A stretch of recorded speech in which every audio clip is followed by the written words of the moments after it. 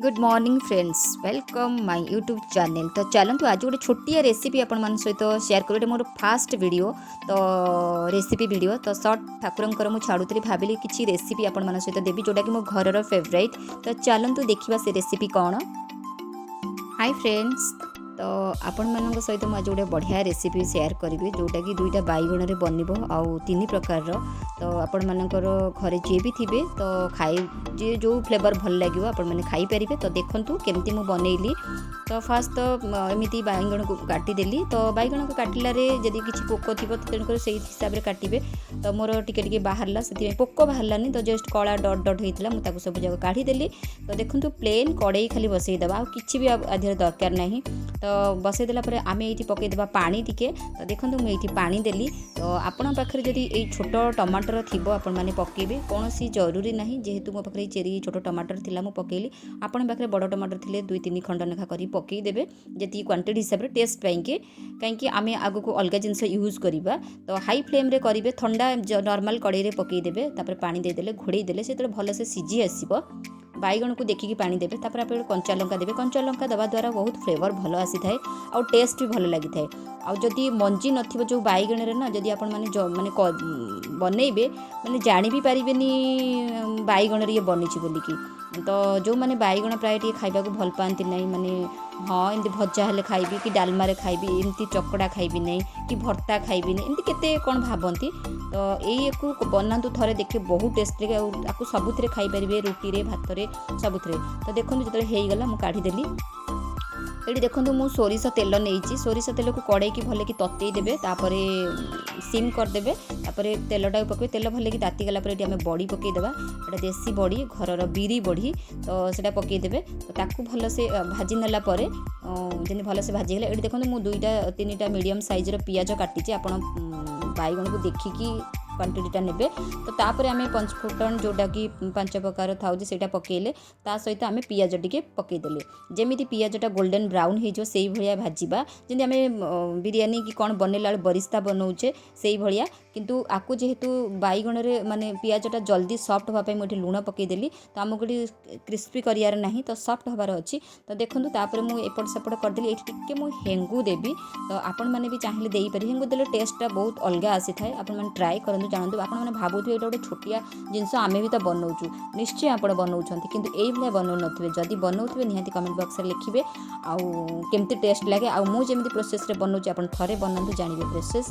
तापर देखो कलर आसापी कि मुझे कश्मीरी पाउडर देती लंका पाउडर कहीं अलरेडी आम कंचा लंका पकईचे। तो से सहित देखो ये टिके मुझे पकेबी करी पाउडर कहीं फ्लेवर आने मुझे ना 3 प्रकार बनैबी। तो से यहाँ गोटे प्रकार मुझे बनईदेली। तो जस्ट पियाज बेसी पियाज थी कम बैगण थी तो जोटा कि टेस्ट बहुत बढ़िया आसो। तो बर्तमान आपको आम काढ़ी नवा जो आमर ये गोल्डन ब्राउन होके तो आम बर्तमान आपको काढ़ी नवा प्लेट को। तो काढ़ी नेला तो फ्रेंड लाइक शेयर कमेंट करने भूलि आउ यहाँ मोर फास्ट रेसिपी मुझे दूसरी। तो ट्राई कली सर्ट वीडियो पकाऊली मत लगे कि मुझे रोसईटा करुँची तो आप सहित शेयर करदेवी। तो करी आशा करुँच निहाती भल लगी भल लगी निहाती लाइक शेयर कमेंट करने भूलि। आपणकर फ्रेंड परिवार जी भी अच्छा समस्त को जो मैंने बाहर रोचे रोसई जानी ना भी शेयर करेंगे। ये बहुत इजिली हो 15 मिनिट रे 3 प्रकार माने बैगण रे जिनस आप बनई पारे एमती कि आपको सिझेकी रखिकी भी परे परे बनईकी भी खाई पारे। तो देखो मुझे किसी बैगण नहीं माने चकटी देली चकटी देकी से कड़े पियाज काढ़ी कड़े डायरेक्ट पकड़ा कौन से तेल पकईनी कहीं टिके पतला करवा आपड़ चाहिए आ टिके पतला करेंगे टिके उषुम पानी देदेवे। तो मत टे सुखा करार कली आप रुटी खाइबे ताको टिके पतला करेंगे बहुत टेस्टी आसो। फ्रेंड आप थे भी ट्राए करूँ निश्चय जानीपर। तो देखो ये पियाज को मुझे काटी नहीं जोटा भाजी काढ़ी ये बड़ी तो ताकू आम ये किसी पकईदेवा तादे आउ टे रखा साइड ठीक अच्छे। तो प्रोसेस को देखो जमा भी स्किप करंतुनी आपण माने जानि परिबे बहुत छोट वीडियोटे। तो आपण माने निहाती एंजॉय करंतु बहुत माने समय सरी जीवो आपण जानि पे जमा भी माने स्किप करिबेनी। स्किप कले किछि बुझी परिबेनी गोटे गोटे मझिरे मझिरे जो छोट छोट ट्रिक आउ आपण माने जानि परिबेनी कहबे हमर टेस्ट आसला नै वीडियोटा भल से देखंतु। तो देखो ये केमी सजे काटी देखो कंचा लंका कंचा पियाज जोटा कि गोटे आइटम तो आम बनीगला अलरेडी देखो सैड्रे मुझे रखीदे तापाई टिके सैड्रे देवे जदि आपण घर अलग आइटम बनथो यहाँ गोटे सैड्रे देदेवे ठीक अच्छे जनक होगला। तो आउ दिन जेहेतु आपड़ भेराइटी बनइबे मु गोटे थर करके आपण मानक इजी हे देखईदेली तो से आपण मैंने अलग अलग समय करेंगे। तो देखो ये मुझे कौन कली टिके कंचा पियाज नेली जो माने बैगणटा आम टमाटोटा भाजिक रखी थे तापाई ठीक अच्छे। तो आपको आम भलसे चकड़ी नवा चकड़ी नेला सहित टिके बड़ी आम दबा ठीक अच्छे मैंने सहीटा को आग काढ़ीदेवा काढ़ी देके साइड करदे जेहेतु बड़ी जो भाजीजे ये गोटे आइटम होगला। तो बड़ीटा पकेबा कौन आउ गोटे आइटम जो बैगणटा 50-50 कले आप अधिका क्वांटिटी बनइबे जेहेतु मुझे आपको देखिए कम क्वांटिटी बने 2टा बैगण बनई तथापि मोर पूरा फैमिली खाई बहुत टेस्टी थिला। तो आम तो एमती हर रोज खाऊँ तो से भाविली जेहेतु गोटे चैनल खोली जेटा बहुत टेस्टी मो घरे समस्ते भल पाती आ जो मैंने भी बैगण खाती नहीं मो रिलेटिव बहुत थर खाई तारीफ कर भाविली आप सहित शेयर करदेवी। तो से शेयर कली सेमती किसी भी ना।